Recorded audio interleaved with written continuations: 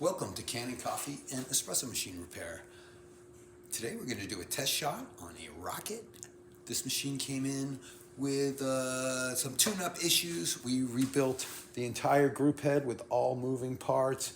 We did a citric clean of the tank, flushed everything. We did a slight calibration, and let's see how we did. Moves really nice. Got some fresh coffee in there.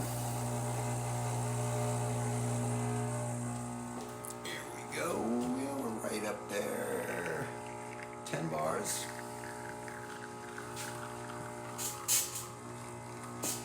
Nice crema.